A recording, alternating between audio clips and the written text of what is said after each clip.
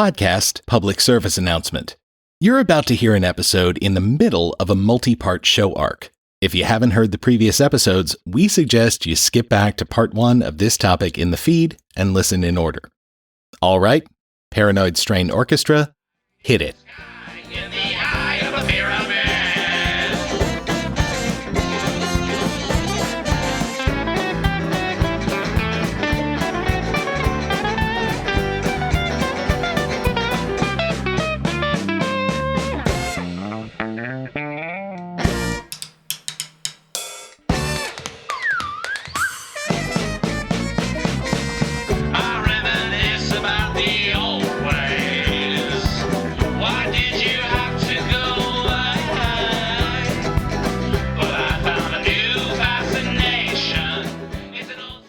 There's no question that, as important as the US is for the past century plus, England and more importantly Great Britain's empire would be the engine driving Freemasonry's adoption throughout the world.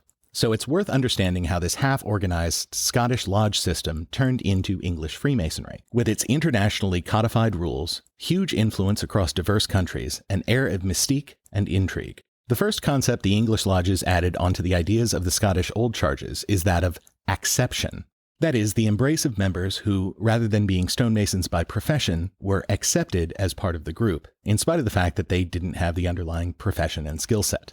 These expanded lodges with their looser rules came to be known collectively as the acception, using the ACC spelling of that word.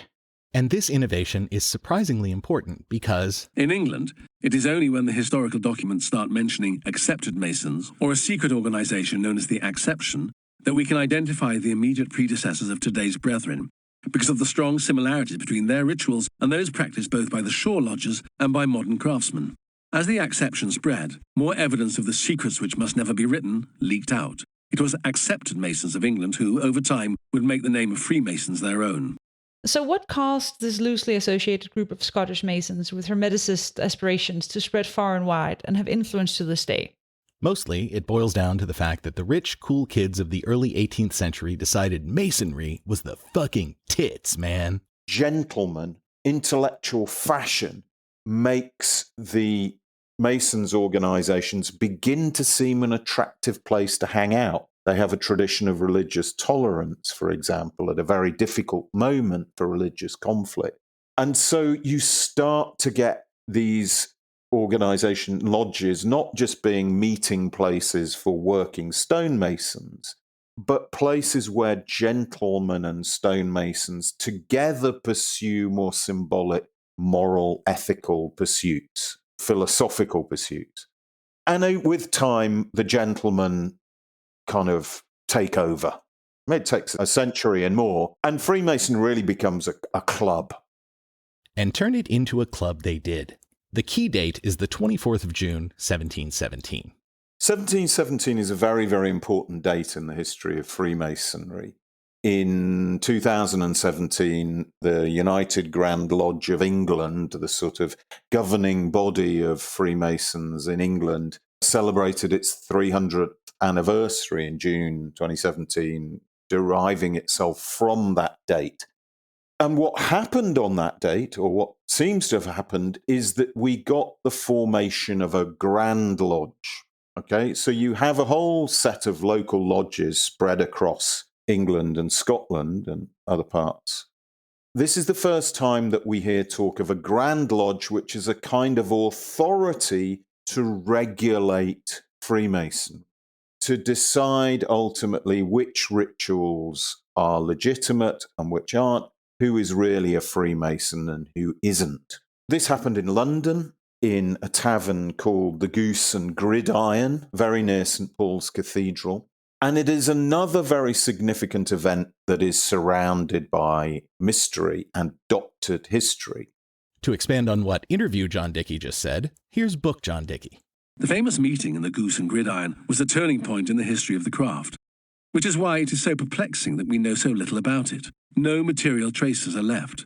The Goose and Gridiron and the other 3 pubs where the founding lodges met have long since been demolished. More curiously, the Freemasons, who are normally punctilious documenters of their own activities, have no contemporary records of the meeting. As we shall see, there are reasons to suspect a cover-up. What do you mean a cover-up? Well, as Interview John Dickey tells us, the recently empowered, more liberal, by 18th century standards, Whig Party, who were politically ascendant at that time, decided to establish an Uber Lodge that would have authority over the conduct of other lodges. And of course, they created this first ever Grand Lodge in their own image, removing or minimizing the contributions of other groups. The Scots, for example, or the more conservative English Tories, who have made enormous contributions to the burgeoning Masonic movement. And I think what we see then is really politically motivated takeover of what is just then becoming called Freemasonry by people close to the new Whig regime, the sort of German origin Hanover dynasty, who were wedded to the idea of a Protestant monarchy, as opposed to the Stuarts who'd come before them, who were suspiciously closely allied to Catholicism and to ideals of absolute monarchy. The Whigs really mounted a takeover of the state, of jobs in the universities, in the judiciary, all sorts of things. Whig placement, but everywhere. And the foundation of the Grand Lodge was really an attempt to take control of Freemasonry. Now, all of this Whig intrigue and cover-up is all well and good, but it wouldn't amount to a hill of beans if Freemasonry hadn't prospered as a result and continued its influence down to the present day. Or at least certainly you wouldn't be learning about them on this show. Yeah, we aren't going to spend hours investigating the Hellfire Clubs of 18th century England. Y'all had your chance to go big time back in 1719. You fucked it up. We're unimpressed. We ain't got time for your trifling, no conspiracy generating secret societies, yo. Wow, got away from ourselves a little there. Once again, he writes this crap, and I say it. I have no choice in the matter. Sure, you could argue that I am morally culpable for his terrible jokes through tacit participation, and I may be consigned to one religion cell or another for executing the horrendous vocal impressions he demands. But he's an old friend. The kind who would actually take you seriously when you jokingly volunteer to do voiceover for his little podcast. I mean, really, what's the harm? He's a generally good dude. He's known my guy, LT Sweet, for decades, and honestly, how long can he possibly keep doing this?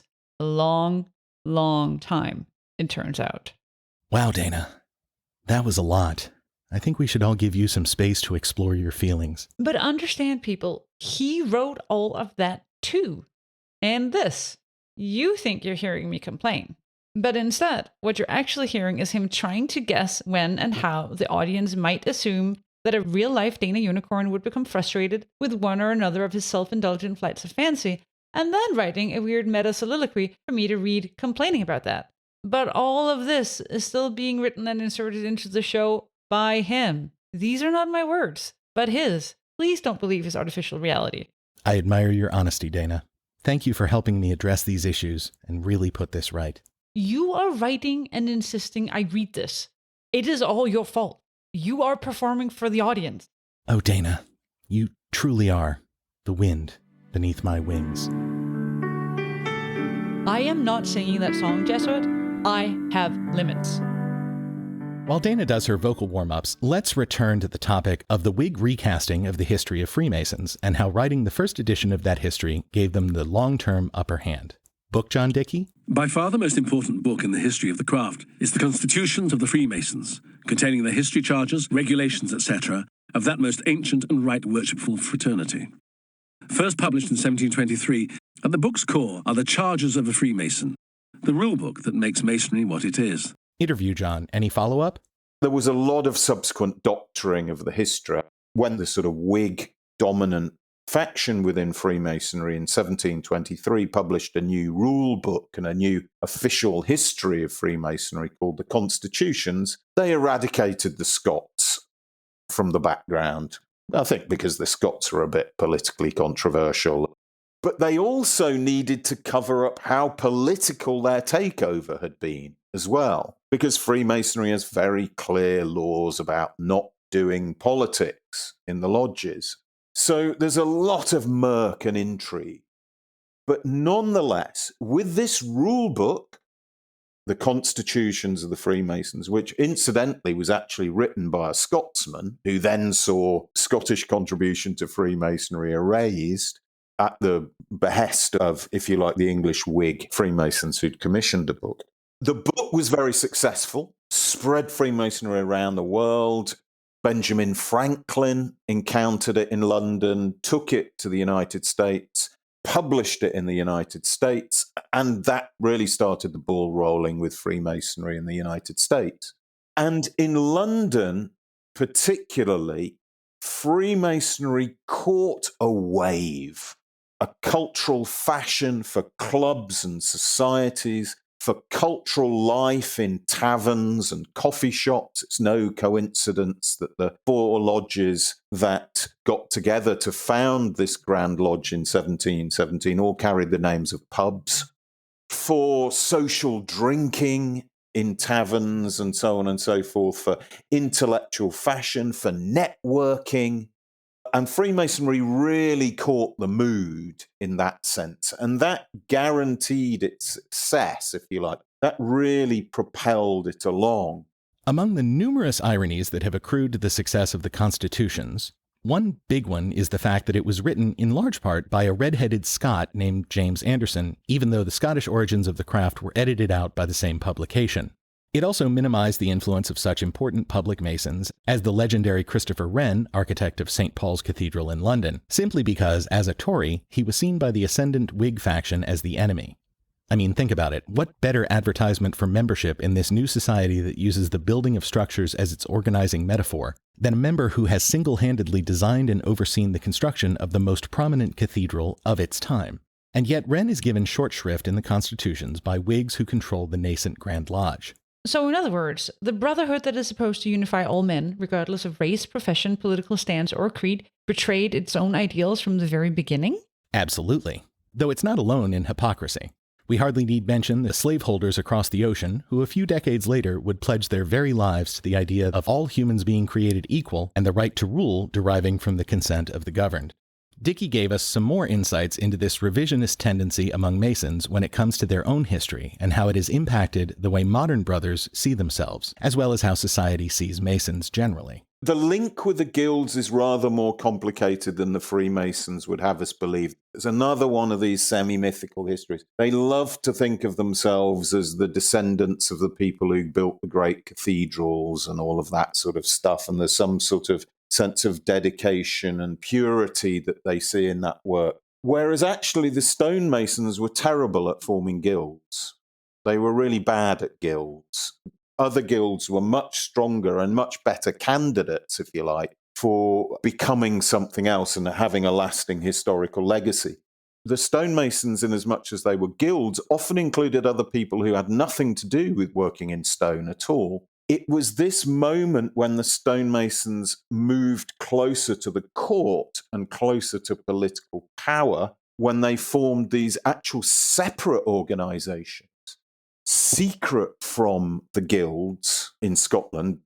So that's a messier business as well. And it's another episode where the Freemasons portray this sort of noble lineage from the honest toil of stonemasons to their own pursuits. But it's heavily fictionalized, shall we say. He also helps us understand how the Proto-Masons and early Freemasons' hunger for a richer, more varied backstory for their group led them to incorporate an ever wider array of ideas and cultural flotsam into their self-created legend. After this sort of initial spark in Scotland, where you get these elements of Renaissance culture and the folklore of stonemasons coming together, you then see a process whereby Freemasons, although they're not yet called Freemasons in Scotland, these lodges start to hoover up all sorts of different cultural elements that look like they might bring prestige and bring good raw material for Masonic ritual. And that includes, of course, the furor for a particular set of ideas of universal intellectual and spiritual brotherhood that had recently emerged from Germany. Some of the gentlemen drawn to the lodges in Scotland and England may have thought they were joining the Rosicrucian order or something like it. And even if they did not, the Rosicrucian myth helped them add more layers of symbolism to Masonry. For example, The ritual of Hiram Abif's death and resurrection is thought to derive from Rosicrucian necromancy. And the Rosicrucians are one of the earliest examples of this, where the Freemasons, if you like, start to almost deliberately confuse themselves with the Rosicrucians, when, in a sense, they've got nothing to do with them directly. There's this long-lasting process whereby Freemasons of different strands, different branches of the Brotherhood, if you like, are looking around for interesting ensemble of symbols that they can appropriate and use. Rosicrucians are one. Ancient Egypt becomes one. Looks great. All of those pyramids and, pharaohs and all of that kind of stuff. Fantastic symbolic material. Let's get them in as well. The fashion in the late 18th, 13th, early 19th century for Egypt with the, Rosetta Stone and all of that kind of stuff. Oh, yes, we've got to have some Egyptian elements. It's more false trails, historically speaking. You can really just think of the Freemasons of treating everything they find in history books or fictions or whatever as potential material for a new symbolic system. So, the Brits took something over and acted like they invented it. Not the first time. See, for example, tea. But the point here is that the amalgamation of myth and reality that was promulgated in London beginning in the early 18th century became a powerful magnet for ambitious young men throughout the empire and beyond. Book John Dickey explains how. The craft caught the mood of the age. The galaxy of clubs that operated free of government harassment showed that Britain was a more open society than many on the continent.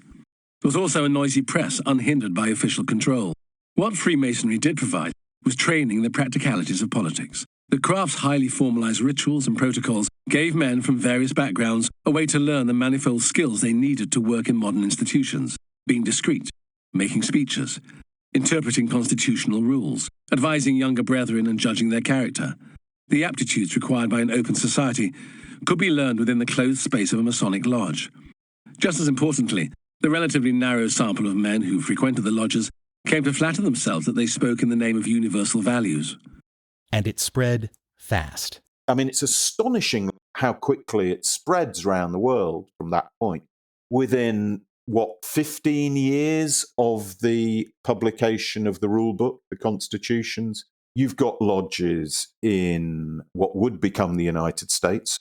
You've got lodges in Charleston and in Philadelphia. You've got lodges in the Caribbean, in India, in Europe, even in the Middle East, in places like Turkey and Syria. Freemasonry spreads on the currents of trade and empire, and it's really a movement that finds its moment, finds its historical moment then, and really never looks back. Okay, so Freemasonry spread like wildfire in the 18th century. What exactly does that mean? What was the craft? What are its definitional traits? We're going to run into a lot of references when we talk about how Masonic ritual and mythical history have inspired misunderstandings and conspiracies about the group. So it behooves us to take a moment to go over the actual mysteries and secrets guarded by this most impactful of secret societies. So imagine you're a young man. And yes, most versions of American and English Freemasonry continue to require, as they have since the beginning, that only men be considered for membership. We'll get back to the unfortunate history of Masonic attitudes towards other gender identities a bit later. You're a decent bloke, and some friend or another recommends you for membership in the local lodge. You check it out and decide that the Masonic life is the one for you. How exactly, then, do you transition from run-of-the-mill hoi polloi to member of a select and legendary secret fraternity? The answer lies in the initiation ritual, which of course is supposed to be secret. But this being the era of the internet, every secret-having organization from the NSA to the Vatican to Scientology to innumerable hacked multinationals have discovered to their chagrin that secrecy ain't what it used to be. Rather than just go through the latest version of this ritual, we're instead going to use the example of one William Gull, initiated in or around 1842 into Masonry before going on to become one of the most prominent doctors in Britain and the personal physician to Queen Victoria. William Gull was definitely a prominent surgeon and physician to the Queen, as well as a seemingly forward-thinking and feminist dude for his time. He was the first to identify and attempt to treat anorexia nervosa as an illness attacking young women back in 1873, and a campaigner for increased acceptance of women in the field of medicine. But he was not, according to the meticulous records kept by the Grand Lodge of England, ever a Freemason. Jesuit's still going to go through this fictionalized initiation with some supporting material from John Dickey's book, because this Masonic version of the real-life Gull is going to come up in a super interesting historical conspiracy later. But we wanted to tell you about the real guy before we talk about the unlikely stories besmirching his good name. So even though this Dr. Gull was probably not actually a Freemason, there's a very good fictionalized version of his initiation in the book From Hell by Alan Moore. So we're going to combine Moore's and Dickey's renditions to provide a super condensed idea of what Masonic rituals are like. Trust us, this focus on Gull will make sense later. A man in an apron wielding a drawn sword makes you surrender your money, keys, phone, all the metalwork that anchors your person to the world outside. He blindfolds you. You feel your right sleeve being rolled up and the left leg of your trousers, so as to expose the knee. Your arm is taken from the left sleeve of your shirt, thus leaving your breast naked. A slipknot loop of rope is placed over your head. You step forward. Your life as a Freemason has begun. At this point, another aproned man, holding a dagger, demands of the first, "Whom have you there?" Dr. William Gull, a poor candidate in the state of darkness, humbly soliciting to be admitted to the mysteries and privileges of Freemasonry. The second man presses a knife to Gull's chest and demands, "Do you feel anything?" Gull answers, yes. "Dr. Gull, in all cases of difficulty and danger, in whom do you put your trust?" In God. "Then kneel upon your left knee, your right foot formed into a square. Take in your right hand the volume of sacred law, and in your left these compasses, one point pressed to your naked breast." He does, then recites, I, William Withy Gull, in the presence of the great architect of the universe, do solemnly swear to always heal, conceal, and never reveal the mysteries of free and accepted Masons under no less a penalty than that my throat be cut across, my tongue torn out by the root, and that I be buried in sand a cable's length from the shore where the tide regularly ebbs and flows twice within 24 hours. Wait, hold on, Jesuit. What's with the violent retribution? Yeah, kind of over the top, isn't it? But that's the Masonic Oath, or at least the version in circulation at that time. It's almost as if the sheer inanity of the Masons' secrets has to be bolstered with grand guignol theatrics in order to give them any weight. It's like a much more graphic cross my heart, hope to die, stick a needle in my eye. So that gives you a flavor of the initiation for the first degree of Masonry, the enlightened apprentice. At this stage, the initiate learns the sign. That's the threat of violent death. The grip. The secret handshake, which is just a regular handshake, but you put your thumb on the knuckle of the recipient's pointer finger. Nothing too exciting. And the word, which is Boaz. Fun to say, and the name of one of the two pillars that, according to the Bible, stood in front of Solomon's temple. Remember all of the Solomon's temple backstory we provided a while back? It's not just the Templars who were obsessed with it. There's a whole lot more to the ceremony after this. The initiate learns about the tools of the craft, more symbols, and discussions of the various virtues like providence, benevolence, fortitude, etc. And there are additional rules. But after all of that, as Dickey notes, the new Mason may realize that for all of this talk, he's only learned secrets about secrets. Where then are the secrets themselves? Well, maybe there's more meat in the ceremonies for the other two available degrees in original recipe Freemasonry. The second designation is called Fellowcraft, and the ceremony is almost a mirror image of the first. The right leg, right side of the chest, etc. are bared. The Mason learns the name of the other pillar, Shashin. And the second level handshake, Thumb on the middle knuckle. Riveting. Oh, and this time he won't reveal the new secrets, on pain of having his breast torn open and his heart plucked out and eaten by vultures. But as far as learning real juicy Mason dirt, it's bupkis. Well, what about that third and final degree? Ooh, Jesuit, this is some exciting shit. Shirt totally open, both knees bared, thumb between the middle and ring fingers. The secret word is mahabone, which sounds dirty, but actually has an obscure origin. It might mean the lodge door is open in some language or another. And this time, secret revealers are to be, quote, cut in two and have the bowels burned to ashes, which are then scattered over the face of the earth. Delightful. But is that it?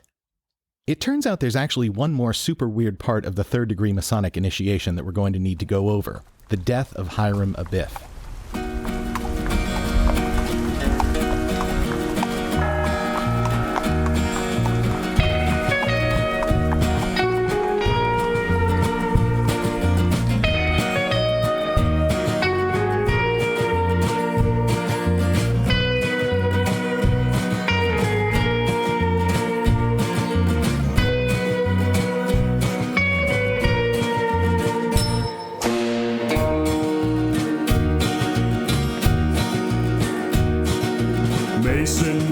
man. Wow.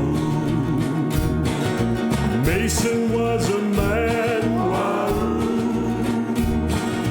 Mason was a man who rode this pagan land. Mason was a man. Wow. As usual with this stuff, there's a bit of confusion at the origin point for Ol Hiram. This is because, according to the Bible, Solomon the temple guy worked with another king who was named Hiram of Tyre, and who provided materials and workers for this temple that every secret society seems to get so worked up about. But there's a reference to another Hiram, whom the Bible notes was the son of a widow from the tribe of Naphtali, who was entrusted by Solomon to create detailed decorations for the temple. The rest of his legendary tale comes from the Masons, including the idea that Hiram's family name was Abiff. This legend is weirdly important to the Masons. In Masonic teachings, Hiram Abiff is the architect of King Solomon's temple, and his story is one of faithfulness and death before dishonor. But more than that, Hiram Abiff is the template of excellence in Freemasonry and appears throughout the centuries in many Masonic degrees, in various guises, lessons and references.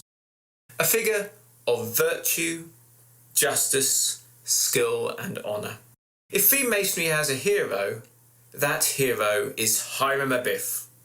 In fact, that movie we mentioned earlier, Terra Masonica, points out that for hundreds of years, Masons have visited the purported locations of the quarries the stones for the temple came from and have covered the place with Masonic graffiti.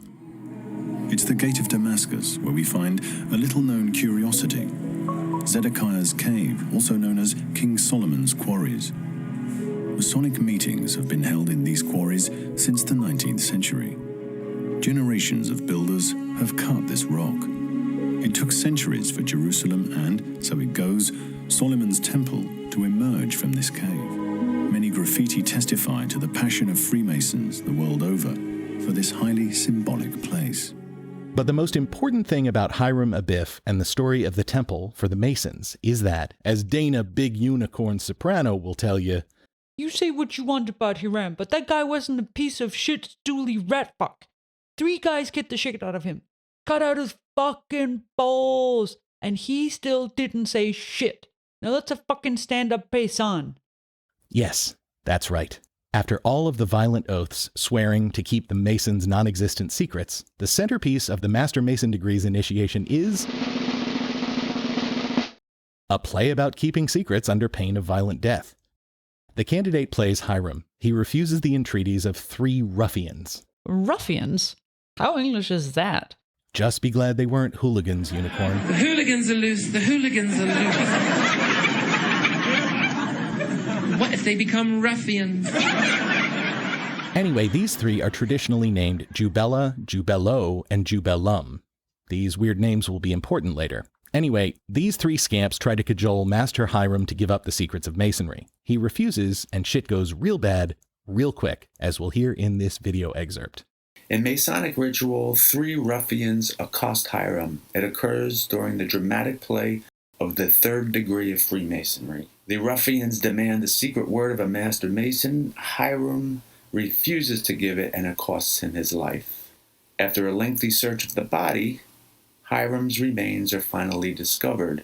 King Solomon and Hiram, king of Tyre, a different Hiram, raise Hiram with a Master Mason grip. It symbolically lifts him into this world of immortality, and it's a status earned in part by his integrity. After all, he kept the secret word a secret. Here are some more quotes from the probably fictional initiation of Dr. Gull as Master Mason. Speak of thy interrogation. Thou, Jubello, did he tell you the word? I beat him and tortured him, but he would not reveal the word. Thou, Jubella, did he tell you the word? I tormented and vexed his inner spirit, but he would not reveal the word. And thou, Jubellum, did he tell you the word? I cut out his organs of generation, and he was mute. He did not reveal the word. You know what organs of generation means? You thought Dana got carried away with the... what was it? Fucking balls. Yeah, that was it. But no, that Jubellum motherfucker don't play. So fellow Masons portraying these three goons pretend to rough up the candidate in his role as Mr. Abiff, and then he dies and is placed in a canvas body bag and paraded around the lodge by other Masons. But the best part is he comes back to life at the end thanks to a big hug and that magic Masonic handshake. And after some more ceremonial stuff, he's reached the pinnacle of so-called Blue Lodge Masonry. He's a master Mason, and he's got access to all of the secrets. Which are, Book John Dickey? The ultimate secret of Freemasonry is that death is a serious business and it puts a perspective on things. That really is all there is to it. For all the layers and folds of mystery, Freemasonry's promise to reveal hidden verities turns out to be the wrapping for a few home truths. The craft, as the ritual for the second degree explains, is nothing more or less than a peculiar system of morality, veiled in allegory and illustrated by symbols. That's underwhelming. Sure, but while the ceremonies don't hide any important truths, the rituals and over-the-top oaths and play acting all serve to elevate the sense of fraternity and to add some pizzazz to the whole affair of being a Mason. As Dickey points out, each of our lives are full of rituals as simple and meaningless as slapping our palms together in appreciation of a performance or saying God bless you when someone sneezes. Humans tend to like and get a lot out of rituals, even pretty simple ones or ones that are kind of silly.